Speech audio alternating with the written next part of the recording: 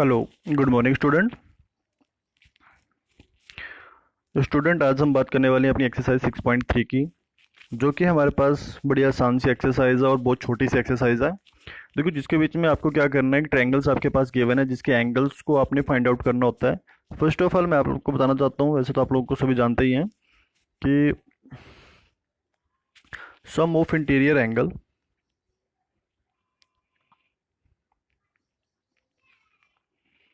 Some of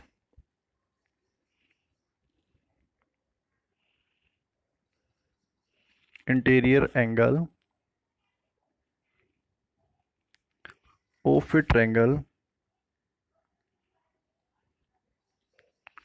is equal to 180। Means त्रिभुज के तीनों कोणों का जो त्रिभुज के आंतरिक जो कोण होते हैं, त्रिभुज के आंतरिक कोणों का जो योग होता है वो कितना होता है, 180 डिग्री होता है। ये हमें पहले ही पता है। जो हमने क्या लिखा है, sum of interior angles of a triangle is equal to 180। तो सारे जितने भी हमारे क्वेश्चंस हैं वो इसी फॉर्मूले से हल हो जाएंगे। आपको ये प्रत्येक क्वेश्चन में स्टेटमेंट लिखनी पड़ेगी, तो समझ लो आपके क्वेश्चन सारे के सारे इजिली से सॉल्व हो जाएंगे। देखो, फर्स्ट ऑफ ऑल क्वेश्चंस में लिखा क्या हमारे पास, find the value of unknown x in the flowing diagrams. आपके पास एक ट्रायंगल्स का डायग्राम गिवन है जिसमें कोई ना कोई एंगल मिसिंग है, हमें वो एंगल फाइंड आउट करना है। तो हमारे पास क्या है, क्वेश्चन नंबर मान लो हम फर्स्ट करते हैं। और जब हम फर्स्ट कर रहे हैं तो फर्स्ट में हमारे पास क्या दिया हुआ है, आपके पास एंगल ए दे रखा है, एंगल बी दिया है और एंगल सी दिया है। एंगल ए, देखो पहले आपने क्वेश्चंस में सिर्फ इसको नोट कर लेना, नोट करने के बाद बड़ा आसान से क्वेश्चन आप इसको कर लोगे। जैसे सबसे पहले देखो हम एक बार लिख लेते हैं कि हमारे पास एंगल ए क्या है, एंगल बी क्या है और एंगल सी क्या है। तो हमने लिखा हमारे पास जो एंगल ए है वो क्या है, एक्स। एंगल बी क्या है, 50। और एंगल सी क्या है, 60। जब आप ये नोट कर लोगे तो आप इसके नीचे आप क्या लिखोगे, according to questions. According to question हमें क्या पता है कि angle A plus angle B और plus angle C is equal to 180 degree. अब एंगल ए क्या है, एक्स। बी कितना हो जाता है, 50। और सी कितना हो जाता है, 60 इज इक्वल टू 180। तो उसके बाद x प्लस 50 और 60 कितना हो जाता है, 110 इज इक्वल टू 180। और x इज इक्वल टू 110 उस तरफ जाएगा तो क्या आ जाएगा, मैं इसको ऊपर कर देता हूँ, आप यहाँ पे नीचे कर लेना।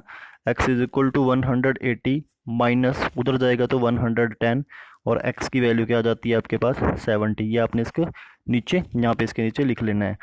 तो ये आपका क्वेश्चन सॉल्व हो जाता है, बड़ा आसान सा है, कोई मुश्किल नहीं है। उम्मीद करता हूँ कि आप लोगों को समझ में आ गया होगा। तो नेक्स्ट देखते हैं। देखो हमारे पास सेकंड पार्ट में भी क्या लिखा हुआ है, ऐसे ही कुछ एंगल्स गिवन है जिसको हम सबसे पहले नोट कर लेंगे कि एंगल हमारे पास P गिवन है।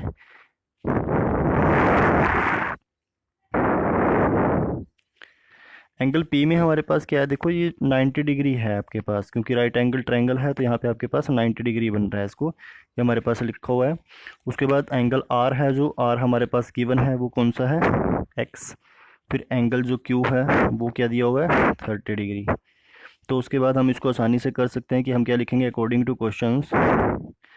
अब अकॉर्डिंग टू क्वेश्चन लिखते हैं तो क्या हो जाएगा, angle P plus angle R plus angle Q, P 90 और इज इक्वल टू क्या लिख दोगे इसमें, 180 डिग्री। P क्या है आपके पास, 90 डिग्री। R क्या है, X। और Q क्या है, 30 इज इक्वल टू 180। 90 और 30 दोनों को ऐड करते हैं तो हमारे पास आ जाता है 120 प्लस एक्स कर लेते हैं और इज इक्वल टू 180। इसको मैं फिर दोबारा से ऊपर कर देता हूँ। जब हम एक्स की वैल्यू निकालेंगे तो 120 को उस तरफ लेके चले जाएंगे। उधर हमारे पास 180 है और 120 उस साइड जाएगा, इधर प्लस का है तो उस साइड जाके माइनस का हो जाता है। तो 180 में से हम 20 को माइनस करेंगे तो क्या आ जाता है, 60। तो हमारा जो एंगल जो हमें फाइंड आउट करना था, यानी कि एक्स की वैल्यू निकालनी थी, वो कितना बन जाता है, 60। तो ये हमारा क्वेश्चन सोल्व हो जाता है। ऐसे ही आपने जो उसका थर्ड पार्ट है वो कर लेना है। फोर्थ में आप लोगों को करवा देता हूँ। देखो फोर्थ में आपके पास क्या है, एंगल नहीं गिवन है, आप हम एंगल मान लेते हैं। मान लो इसको ए मान लिया हमने, इसको बी मान लेते हैं और इसको सी मान लेते हैं। तो angle A is equal to क्या हो जाता है, एक्स।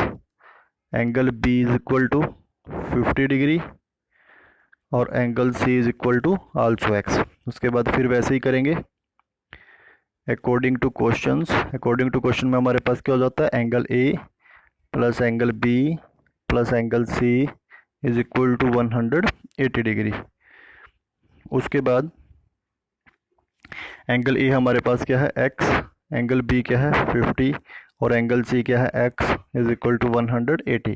देखो जो x x की सीरीज है दोनों को ऐड कर लो, क्या बन जाता है 2x, और जो 50 है उसको दूसरी तरफ लेके चले जाते हैं 180 डिग्री माइनस 50 डिग्री। उसके बाद थोड़ा सा ऊपर कर देते हैं इसको भी, 2x इज इक्वल टू क्या बन जाता है 180 डिग्री माइनस 50 डिग्री 130 डिग्री।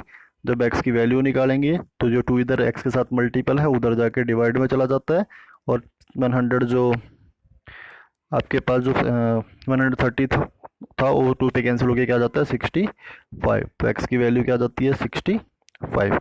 उम्मीद करता हूँ कि क्वेश्चन भी आप लोगों को समझ में आ गया होगा। तो नेक्स्ट क्वेश्चन देखते हैं। नेक्स्ट हमारे पास है फिफ्थ पार्ट में हमारे पास क्या लिखा हुआ है एक्स एक्स एक्स। तो सारों को इसको हम नाम दे लेते हैं। वो नाम्स में क्या डिनोट करेंगे कि ए वाई, ए बी और सी। आप किसी को भी दे लो, मान लो ये ए हो जाता है, ये बी और ये सी।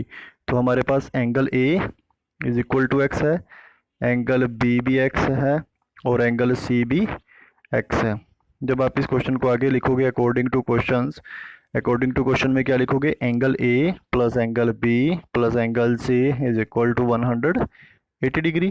अब एंगल ए भी आपके पास एक्स है, बी भी एक्स है और सी भी एक्स है, और इज इक्वल टू में क्या हो जाएगा 180। जब इनके आगे कुछ नहीं है तो हम इनके आगे क्या लिख सकते हैं 1 1 लगा सकते हैं। 1x 2x और एक 1x क्या हो जाता है 3x is equal to 180 degree. x की वैल्यू फाइंड आउट करते हैं 180 डिग्री, जो 3 इधर मल्टीप्लाई में था इधर आके डिवाइड में हो जाता है, और जब इसको कैंसिल करेंगे तो क्या बन जाएगा 60। यानी कि जो x है x की वैल्यू हमारे पास क्या जाती है 60। आंसर हो जाता है 60 डिग्री। आप लिख देना उसके बीच में। तो उम्मीद करता हूँ कि ये भी आपको समझ में आ गया होगा। और जो इसका 6 पार्ट है वो बच्चों ने अपने आप खुद ही कर लेना है, क्योंकि इसके बीच में देखो एक x लिखा हुआ है, एक 2x लिखा हुआ है, और जो हमारे पास एक एंगल्स नहीं दिया हुआ है, ये एंगल आपके पास कितने डिग्री का है 90 डिग्री का, क्योंकि दो लाइनें आपस में परपेंडिकुलर होकर जब ऐसा कुछ बन जाता है तो क्या बनता है हमारे पास 90 डिग्री का एंगल क्रिएट होता है। उसके बाद हम चलते हैं अपने सेकंड क्वेश्चन पे। देखो सेकंड क्वेश्चन में क्या है हमारे पास, ये थोड़ा सा क्वेश्चन लेंथी जाएगा लेकिन है आसान सा, इसमें भी कुछ नहीं करना आप लोगों ने। फर्स्ट में हमारे पास क्या लिखा है, find the value of the unknowns X and Y in the flowing diagrams. हमें क्या करना है एक्स एंड वाई की वैल्यू निकालनी है। एक हमारे पास एक्सटीरियर एंगल गिवन है। हमने जो पहली एक्सरसाइज की थी उसके बीच में ये बताया था आपको, जब एक्सटीरियर एंगल निकालना हो तो वो क्या होता है sum of opposite interior angle. तो देखो यदि क्वेश्चन के हिसाब से करें, हम यहाँ पे लिखते हैं एक्सटीरियर एंगल जो हमारे पास है। यदि हमें एक्सटीरियर एंगल निकालना हो तो एक्सटीरियर एंगल का जो हमने फॉर्मूला आपको पहली एक्सरसाइज में बताया था, वहाँ पे क्या होता है sum of interior opposite angle. उसके बाद जो हमारे पास देखो इस क्वेश्चन में इंटीरियर एक्सटीरियर एंगल है वो है 120 डिग्री, और उसके जो अपोजिट है वो है 50 डिग्री प्लस एक्स। मतलब यहाँ से एक्स की वैल्यू आपके पास आ जाएगी। जब हम नंबर्स को एक तरफ कर लेते हैं 120 डिग्री एक तरफ आ जाता है, उधर से 50 भी लेके आ जाते हैं 50 डिग्री को, इज इक्वल टू में बच जाता है एक्स। 120 डिग्री माइनस 50 डिग्री क्या बन जाता है 70 degree is equal to X. देखो ये एंगल हमारे पास कितना आ गया 70 डिग्री। तो उसके बाद जब 70 डिग्री आ जाता है तो अब हमें y निकालना है।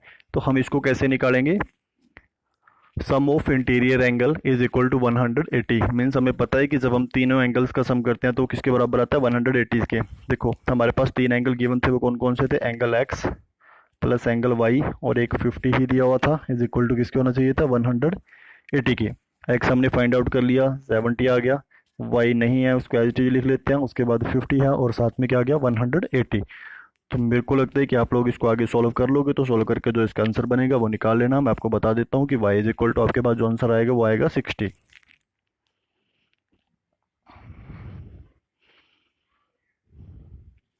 क्लियर हो गया होगा स्टूडेंट्स। एक पार्ट इस मतलब एक मेथड इसका ये है क्वेश्चन को करने का। दूसरा मैं आप लोगों को डायरेक्ट बता देता हूँ कि दूसरा आप इसको कैसे कर सकते हो। आप यहाँ पे देखो, ये जो हमारे पास एक लाइन है जो इसको कट करके जा रही है, यहाँ y एंगल है और यहाँ पे है 120। याद रखना ये दोनों के दोनों एक लीनियर पेयर पे हैं, और लीनियर पेयर पे जो सम होता है sum of two angles is equal to 180 होता है। जब यहाँ पे 120 है तो 180 करने के लिए यहाँ पे कितना होगा 60 डिग्री, तभी इसका क्या बनेगा 180 बनेगा। तो इसका मतलब देखो पहले यहाँ पे क्लियर हो गया, यहाँ एंगल कौन सा गिवन था y, तो y की वैल्यू कितनी आ रही है 60। अब y 60 आ गया, यहाँ पे 50 है, तो क्या होगा 50 प्लस 60। अब y x की वैल्यू निकाल रहे हैं, इन तीनों एंगल्स का योग कितना होना चाहिए 180। 50 और 60 कितना हो जाता है 110, तो x कितना आ जाएगा 70। यही क्वेश्चन हमारे पास पहले आया था, ये 70 और यहाँ पे 60, तो वही मतलब इसके मेथड्स दो हैं, आपको जो पहले करवाया गया आप वो कर लेना। ऐसे ही फिर हमारे पास इसका सेकंड पार्ट है। सेकंड पार्ट में देखो क्या लिखा हुआ है, सेकंड पार्ट में यहाँ जो हमारे पास फर्स्ट ऑफ ऑल है, देखो इसमें क्या करना है हमें, जो हमारे पास ये चीज़ गिवन है, दो लाइनें आपस में क्रॉस करके जाती हैं, तो जो एंगल यहाँ क्रिएट होता है वही एंगल यहाँ क्रिएट होता है। ये कौन सा एंगल बताता है आपको, अपोजिट एंगल। ये हमें कौन बता रहा है, अपोजिट एंगल बता रहा है। तो यहाँ पे जब 80 डिग्री है तो यहाँ पे भी क्या होगा 80 डिग्री ही होगा। तो आप लोगों ने क्या करना है, जब क्वेश्चन को आप इसमें सोल्व करोगे तो सिंपल सा आप सबसे पहले ये लिखना कि अपोजिट